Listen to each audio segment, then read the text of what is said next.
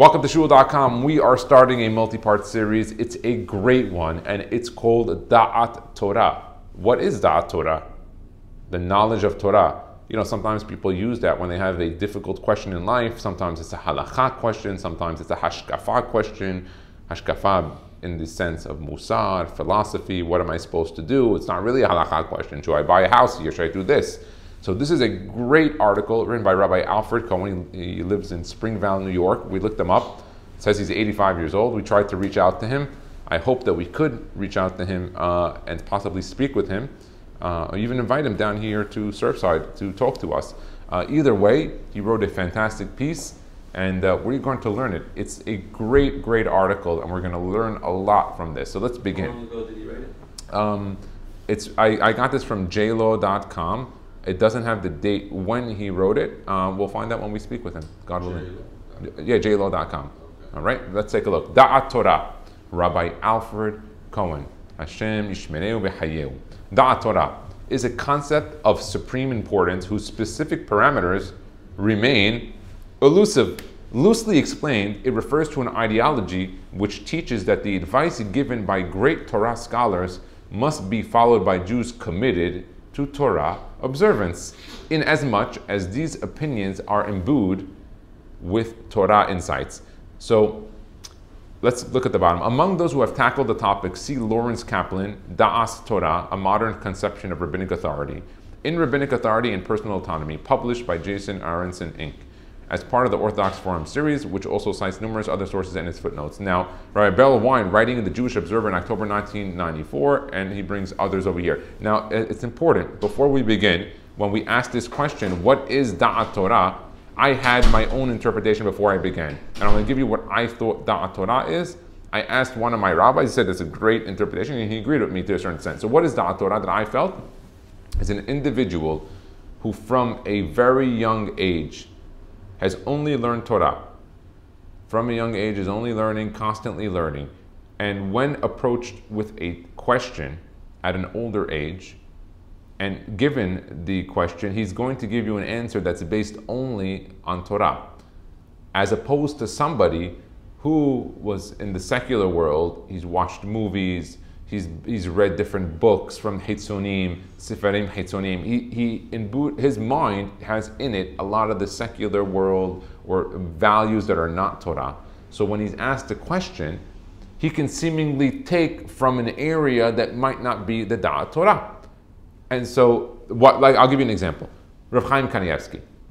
Rav Chaim Kanievsky never saw a TV, never saw a phone, a cell phone. He never saw any of these things of the modern world. So all in his brain was Torah. When you asked him a question like, what do you do here? The only thing that's calculating is Torah. And so he gives you an answer. It's pure Torah. There's nothing outside. It's not convoluted in any way.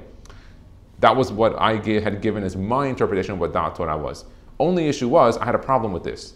Even though my rabbi agreed with me, I said to him, it's not so good. He said, why? I said, because what you really did is you kind of said that anyone who's Baal Teshuvah, he's not DAAT Torah. He said, no. He agreed. He goes, yeah, exactly.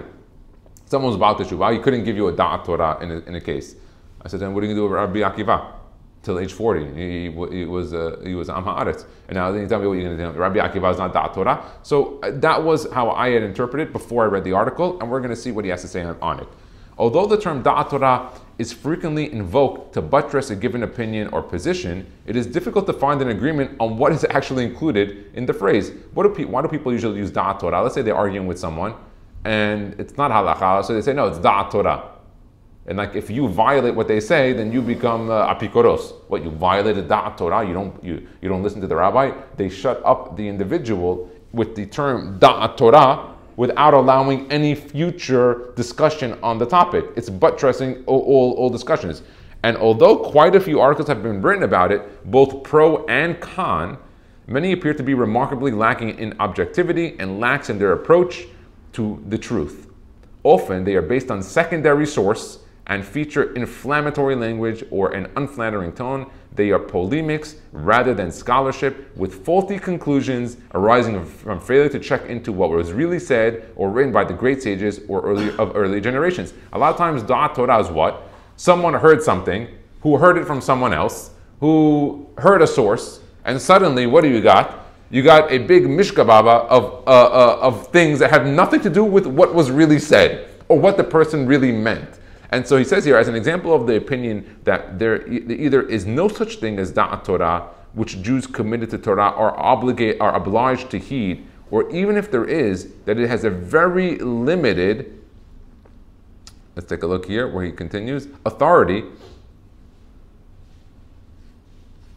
See the long essay by Lawrence Kaplan in Rabbinic Authority and Personal Autonomy, cited in the previous footnote. Kaplan argues that essentially that the concept Da'at Torah was invented, or at least developed, in order to create a submissive society.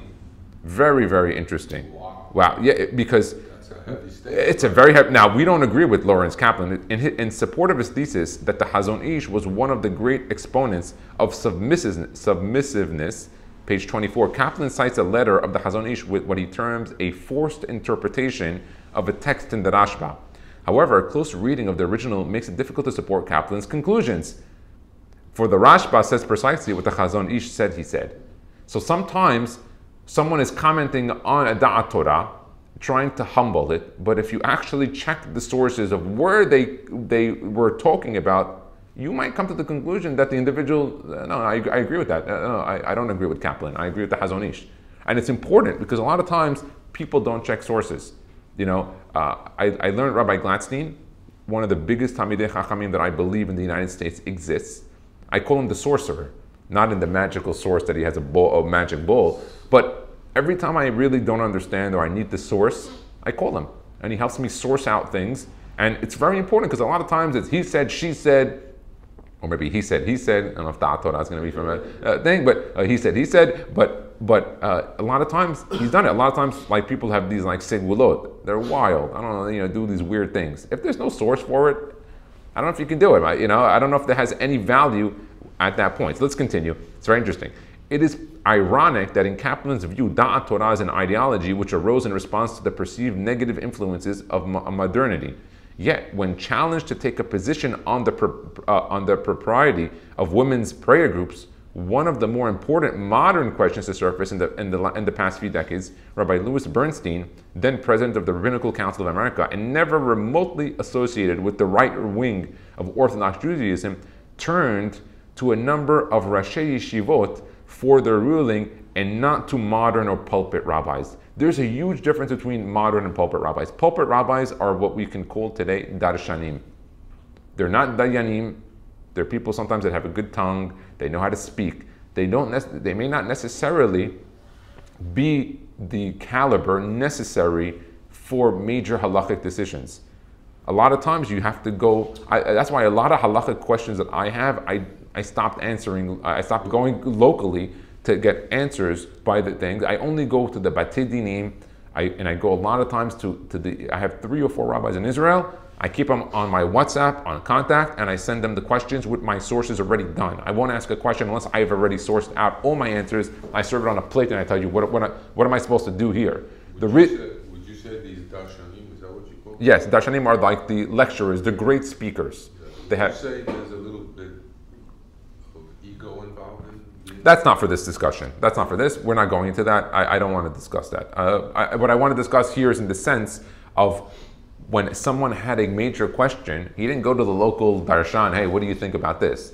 The one who's giving you a great parasha story or inspirational stories. A lot of times those individuals have a lot of marketing behind them. And so they're at the forefront of the Jewish world, but they're not at the forefront of the Torah world, of what's Da'at Torah.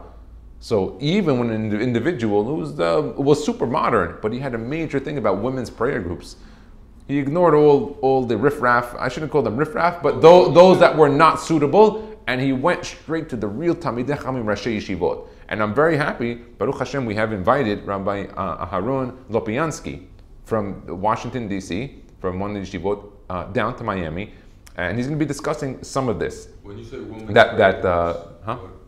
prayer groups. So this was a question of I don't know the specific, but it was in regards to. Bad thing or good thing? No. Women's prayer groups are good, but I think he was referring to more in a modern sense of doing certain things differently than what was the normal Orthodox standard. So hopefully we have Rabbi Aaron Lopiansky coming in January, B'ezrat Hashem. We have exciting topics that he's going to be talking about. I spoke with this Gabbai just yesterday about a few different topics I'd want him to address. I hope one of them would be DAAT TORAH.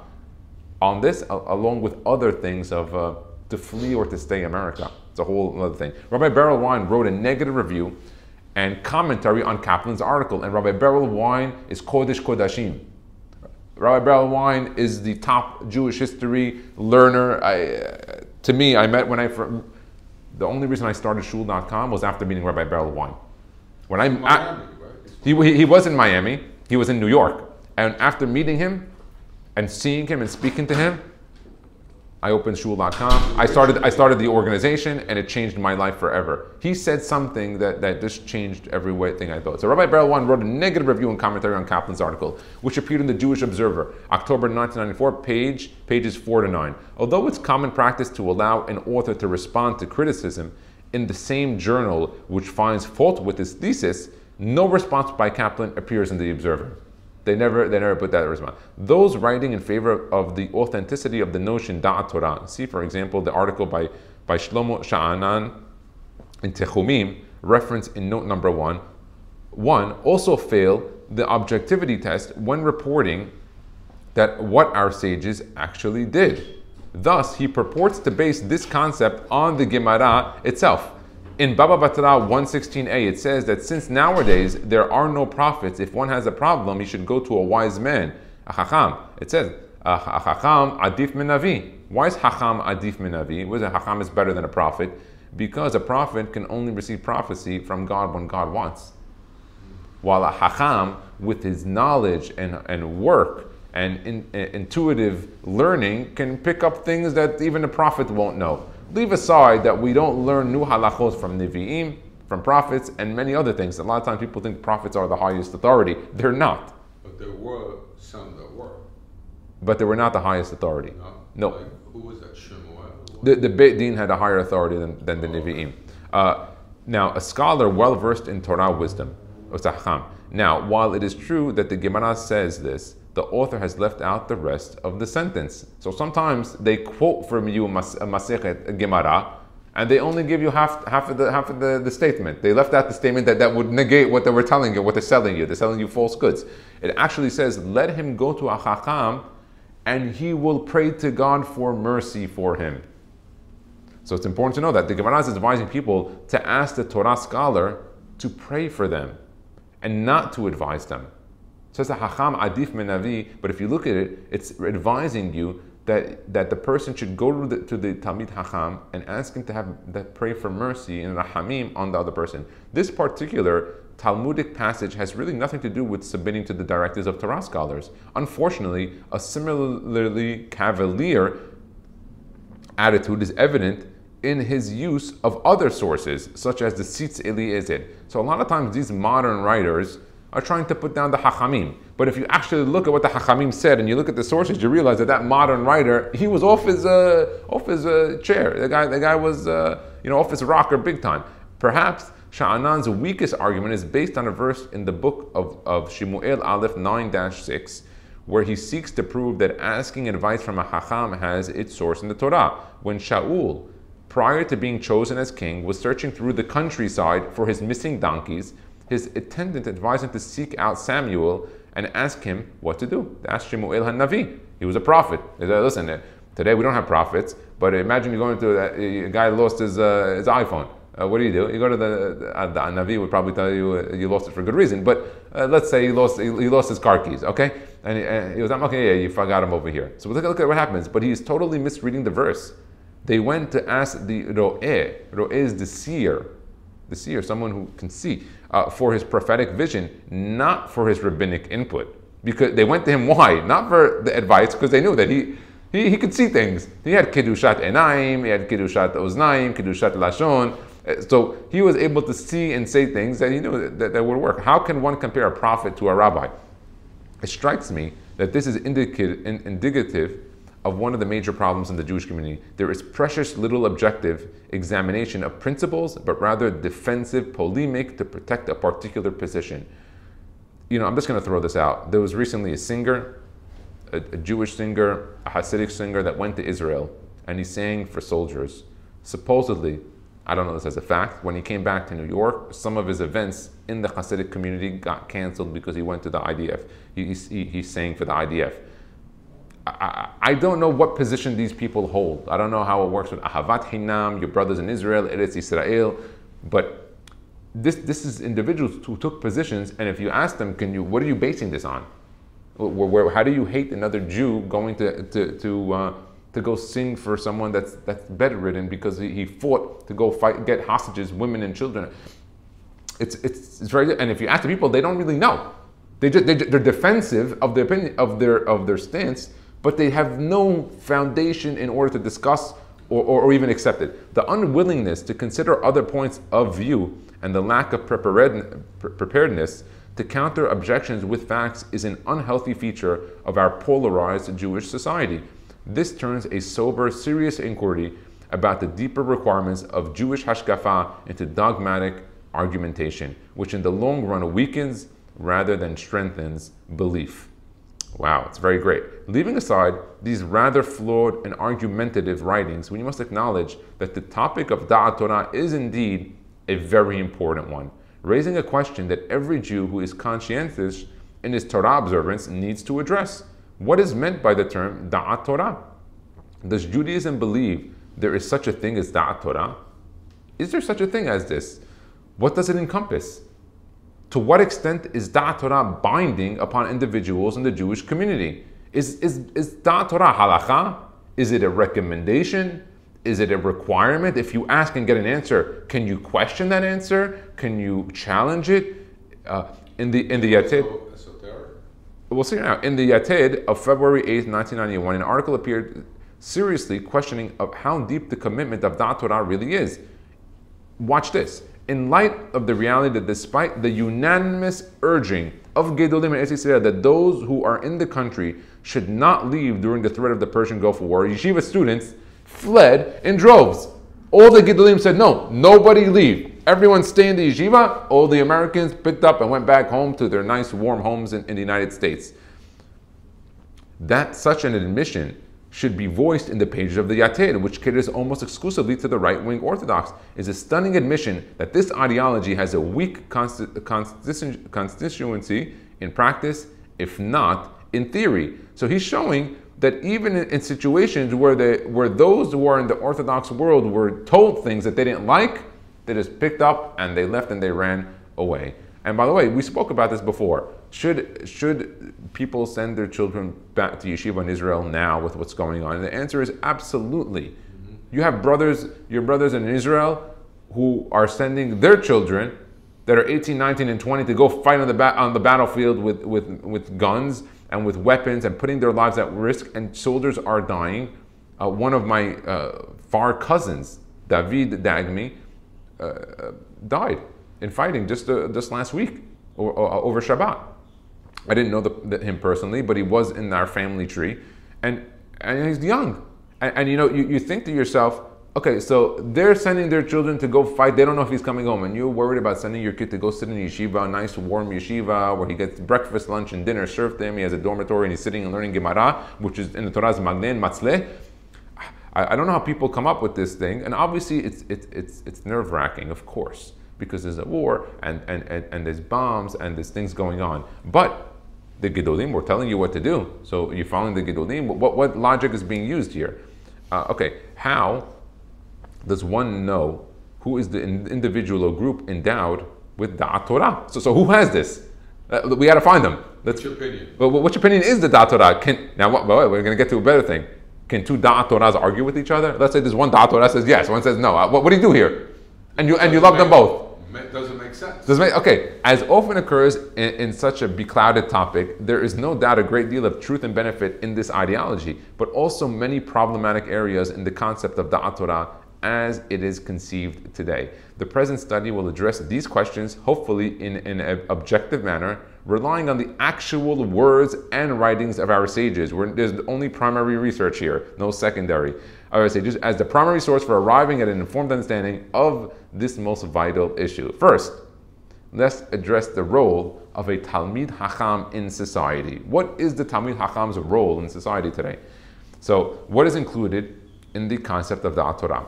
It is not uncommon today, or in that case, not uncommon means it is common today for pious, sincere individuals to ask their rabbi's advice on questions from the sublime to the complete ridiculous, having nothing to do with either Halacha or Hashkafa ideology, but of a practical and mundane character. I have personally been assured by a very sincere individual that a truly religious person will ask his rabbi what color to paint his house. And this has nothing to do with ideology, hashkafa, whether to purchase a new car, whether to undertake a new business venture, and the like. Others have a more circumscribed list of topics on which they feel rabbinic advice is required. So some people ask the rabbi the most silliest of questions on every single topic where they don't take one step without the rabbi saying to him, Rabbi, should I become a plumber, a lawyer, an electrician? What do you think? And they ask him that, oh Rabbi, I was thinking of buying a new car. They only have it in blue. I like black. Should I take the blue? That's not Torah. That's not Halacha. That's not Hashkafa. Is that something good? Should that be done?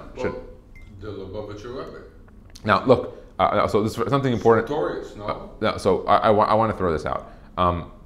You mentioned the Lubavitch Rebbe, and I think that this, I couldn't have planned you saying that, but take a look what he says. A number of eminent Torah personalities in the past have written about going to a Talmid Hacham, a Torah scholar, to ask his guidance on everyday situations. The Baal Hatanya, he just said, who is Rav Shneur Zalman Eliadi, the first Lubavitch Rebbe, the Alter Rebbe, when asked about doing this, expressed his surprise and consternation. My dear friend, remember the days of old. Understand the years of every generation. Has there ever been anything like this since the beginning of time? Where in all the books of scholars of Israel, whether the earlier or later ones, have you ever seen such a custom instituted to ask about a secular question such as what to do in some mundane matter? Even from the greatest of the early wise men of Israel, such as the Tannaim and Amoraim, but rather people would turn to actual prophets, such as there used to be, such as Shemuel, the seer, Shemuel Haroeh, to whom Shaul went to ask about the donkeys which his father had lost. But in truth, all matters relating to a person, other than something having to do with Torah or fear of heaven, are not apprehended other than through prophecy, and not by a wise man. As our rabbis have taught, everything is in the hands of heaven, other than the fear of heaven.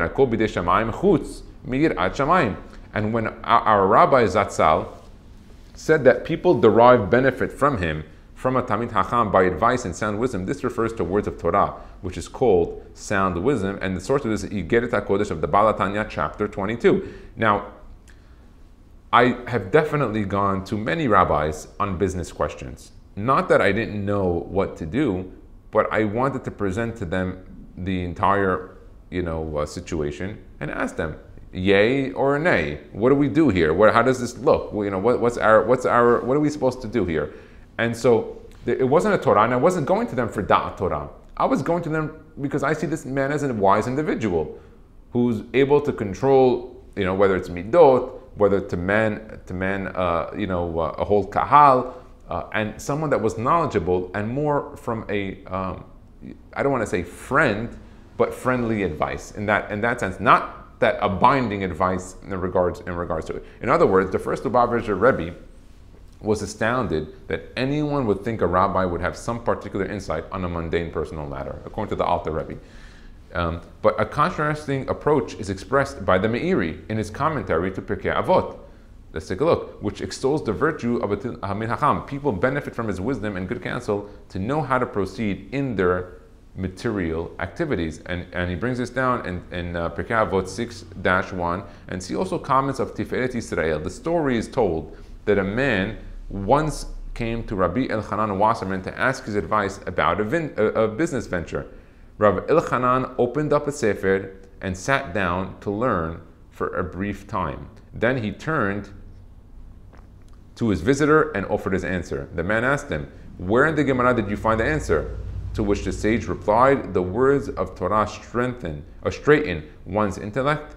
And when I learned a bit, Hashem helped me to find a good advice for you. This is brought in Lekach Tov 6, page 121. He has one more note on the bottom here.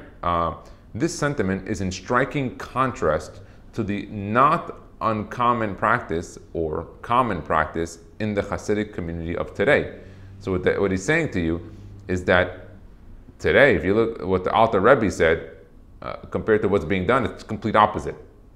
And let's take a look, because we're not here to say who's doing right or wrong. We're here just to learn and understand the topic and the depth and the different opinions. And I'm going to give both opinions. And I'm going to be upfront to tell you that I have asked mundane and personal matters, even to Talmidei Chachamim. Yeah.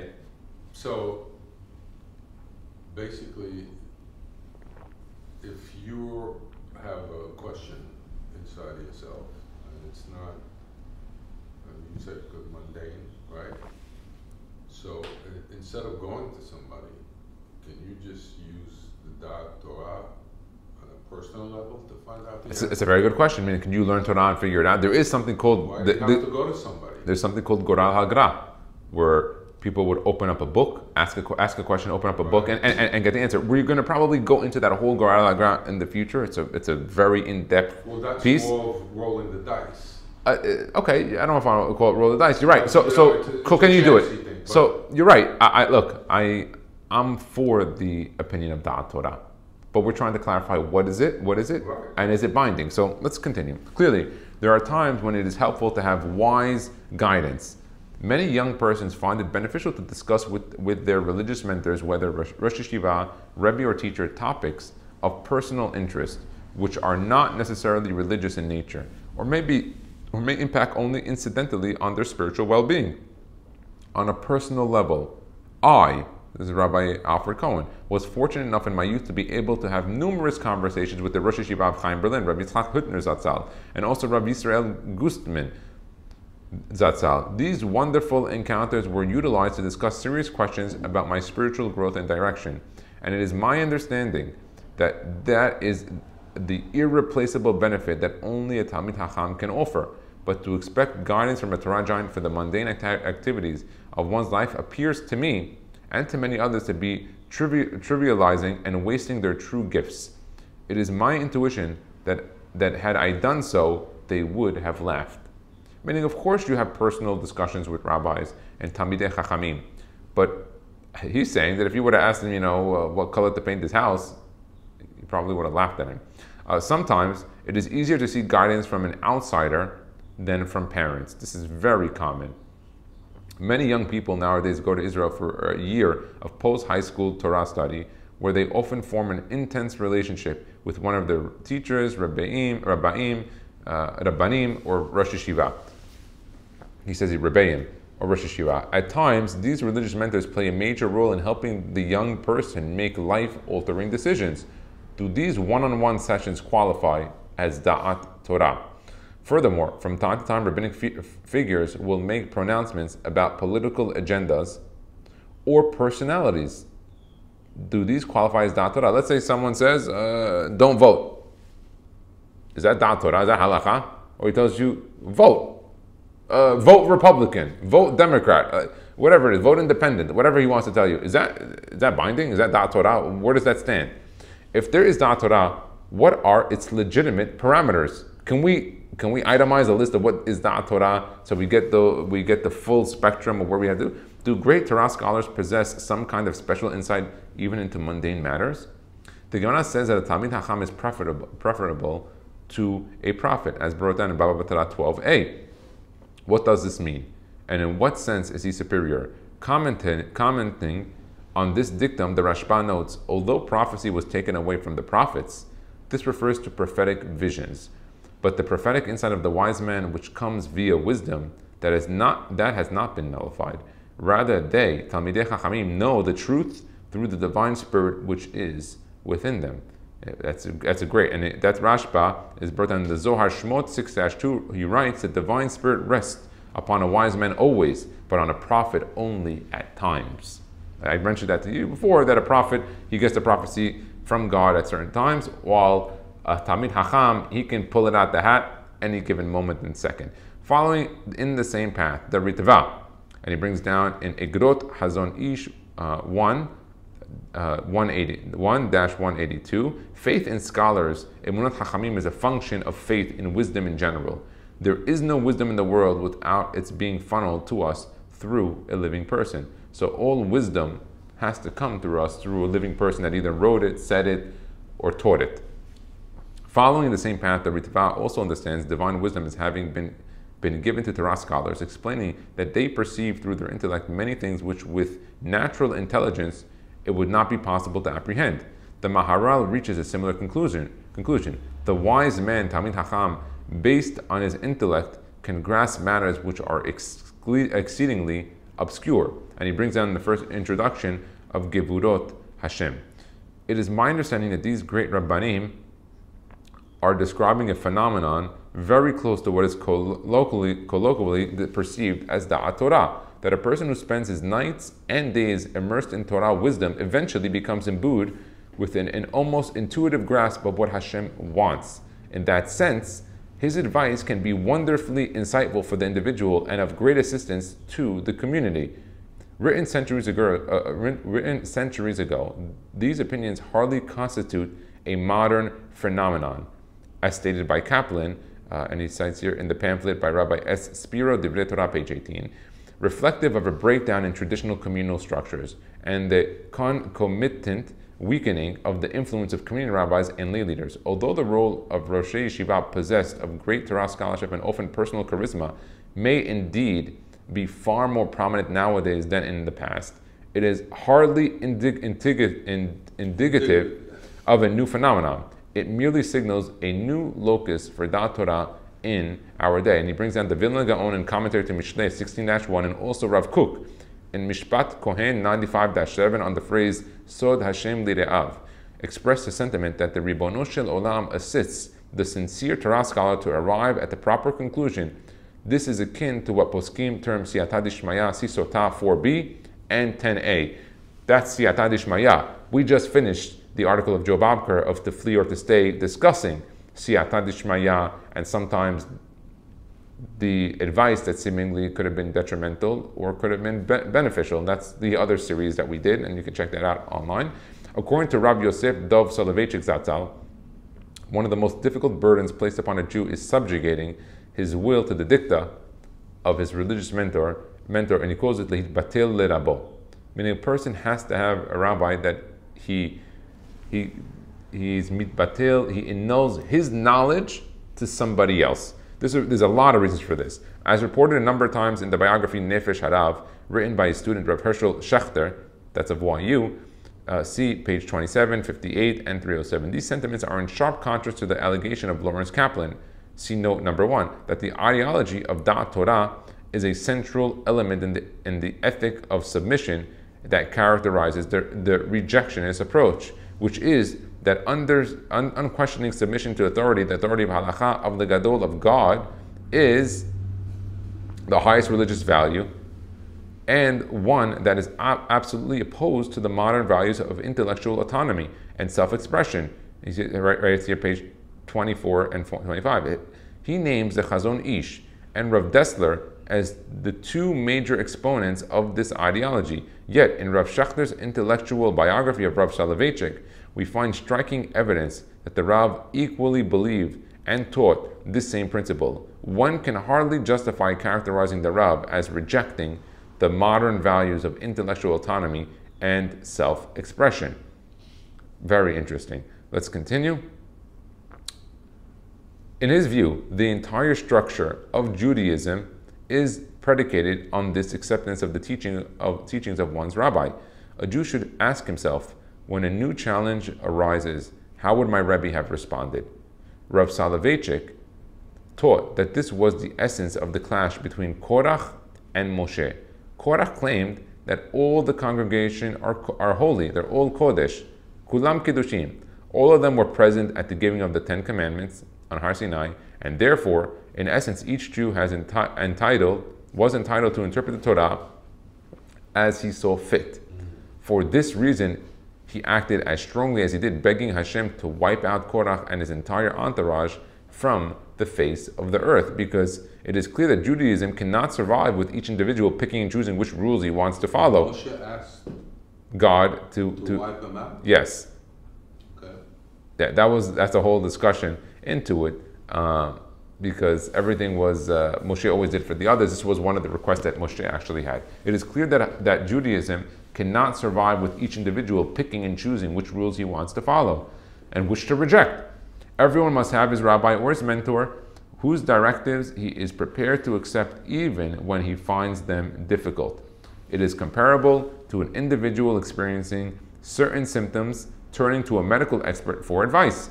After the doctor has taken many tests and ruled out the usual illnesses, he may still turn to the patient and admit, I can't tell you for sure what the person has because the test came out all negative. However, based on my years of study in medical school, my experience with patients, and years of practice, I have an intuitive feeling that your problem is so and so and so. So, I mean, the doctor sometimes can say, look, I did all the research, I did all the thing, I don't know what it is, but seemingly my feeling, based on all my experience and knowledge and understanding, is that maybe it's this. And maybe that's DAAT TORAH, where it's not a halacha, it's, hey, you trust what I'm saying, you see what I'm doing, you see the whole process, and here's the advice. Certainly, his advice would be well worth following. Could his reading of the situation be faulty? Possibly. But it is far more likely that he understands the situation better than the patient himself. So as we go to the doctor, he has it. So we'll end this today with that, and Bezat Hashem will continue tomorrow, the next day, defining what is the DAAT TORAH. Baruch Adonai Le'olam. Amen ve'amen.